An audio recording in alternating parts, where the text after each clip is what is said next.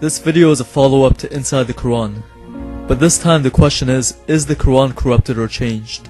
To answer this question, I'm going to go into the hadith to show how the Quran was compiled, by whom, and also show if anything was taken out or if there were any other versions. But first I'm going to start with the topic of abrogation, starting with Surah Al-Baqarah 2:106.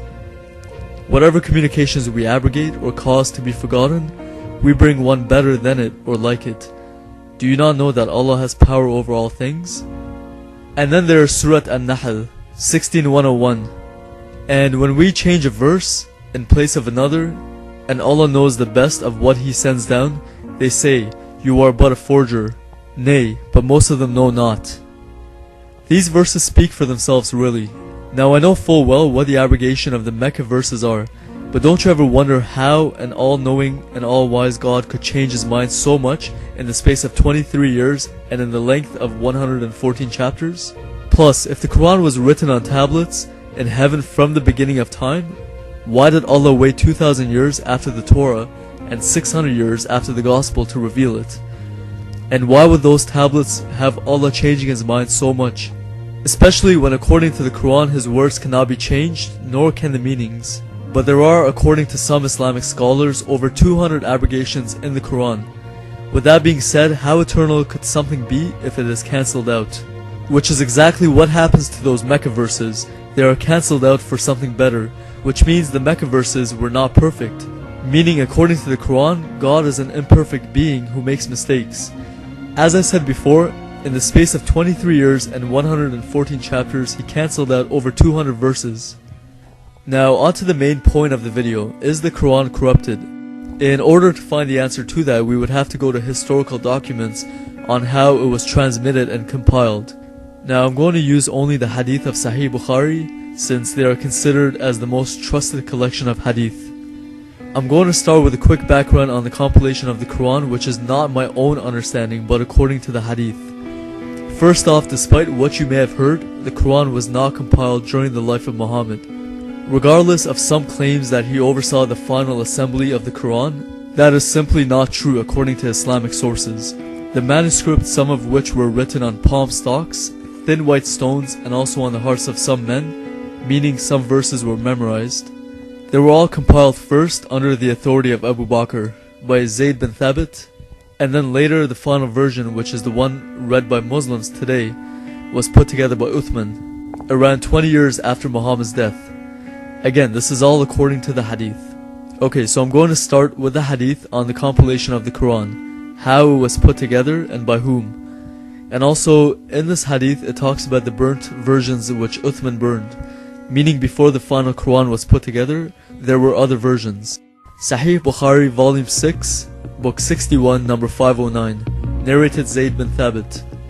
Abu Bakr as-Sadiq sent for me when the people of Yamama had been killed, i.e., a number of the Prophet's companions who fought against Musaylama. I went to him and found Umar bin al-Khattab sitting with him. Abu Bakr then said to me, Umar has come to me and said, casualties were heavy among the Qurra of the Quran, i.e., those who knew the Quran by heart, on the day of the battle of Yamama, and I am afraid that more heavy casualties may take place among the Qurra on other battlefields, whereby a large part of the Quran may be lost. Therefore I suggest you, Abu Bakr, order that the final Quran may be collected. I said to Umar, how can you do something which Allah's Apostle did not do? Umar said, by Allah, that is a good project. Umar kept on urging me to accept his proposal till Allah opened my chest for it and I began to realize the good in the idea which Umar had realized. Then Abu Bakr said to me, you are a wise young man and we do not have any suspicion about you. And you used to write the divine inspiration for Allah's Apostle. So you should search for the fragmentary scripts of the Quran and collect it in one book. By Allah, if they had ordered me to shift one of the mountains, it would not have been heavier for me than this ordering me to collect the Quran. Then I said to Abu Bakr, how will you do something which Allah's Apostle did not do? Abu Bakr replied, by Allah, it is a good project. Abu Bakr kept on urging me to accept the idea until Allah opened my chest for what He had opened the chests of Abu Bakr and Umar. So I started looking for the Quran and collecting it from what was written on palm stalks, thin white stones, and also from the men who knew it by heart, till I found the last verse of Surah Al-Tawbah, with Abi Khuzaymah al-Ansari, and I did not find it with anybody other than him. Volume 6, Book 61, number 510. Narrated Anas bin Malik. Hudayfa bin al-Yaman came to Uthman at the time when the people of Sham and the people of Iraq were waging war to conquer Armenia and Azerbaijan. Hudayfa was afraid of their differences in the recitation of the Quran. So he said to Uthman, "O chief of the believers, save this nation before they differ the book of the Quran, as Jews and Christians did before." So Uthman sent a message to Hafsa saying, "Send us the manuscripts of the Quran so that we may compile the Quranic materials in perfect copies and return the manuscripts to you." Hafsa sent it to Uthman. Uthman then ordered Zayd bin Thabit, Abdullah bin al-Zubair, Zayd bin Alas, and Abdurrahman bin Harith bin Hisham to rewrite the manuscripts in perfect copies.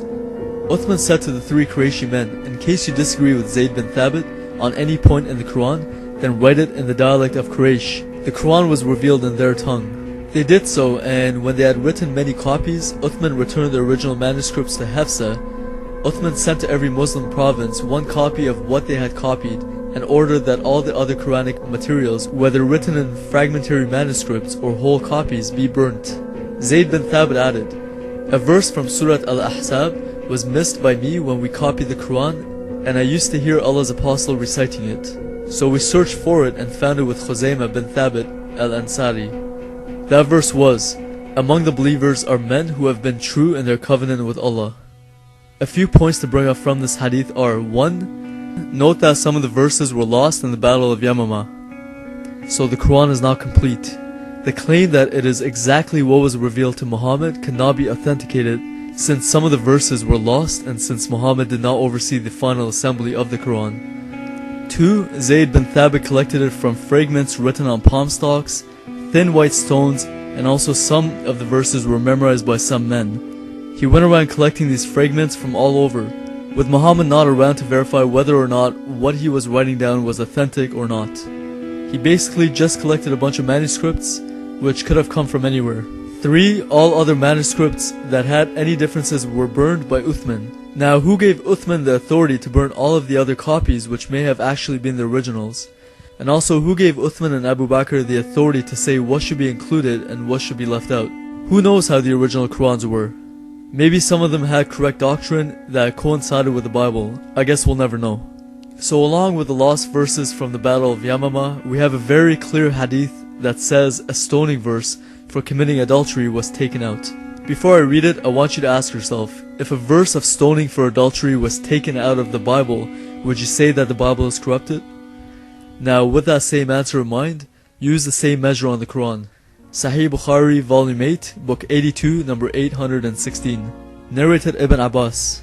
Umar said, "I am afraid that after a long time has passed, people may say, 'We do not find the verses of the Rajm, stoning to death, in the Holy Book,' and consequently they may go astray by leaving an obligation that Allah has revealed. Lo, I confirm that the penalty of Rajm be inflicted on him who commits illegal sexual intercourse, if he is already married and the crime is proved by witnesses or pregnancy or confession." Sufyan added, "I have memorized this narration in this way." Umar added, "Surely Allah's Apostle carried out the penalty of Rajm, and so do we after him." We don't see the stoning verse anywhere in the Quran. What we do see is that in Surat An-Nur 24:2, the penalty for fornication or adultery is to flog each of them with 100 stripes.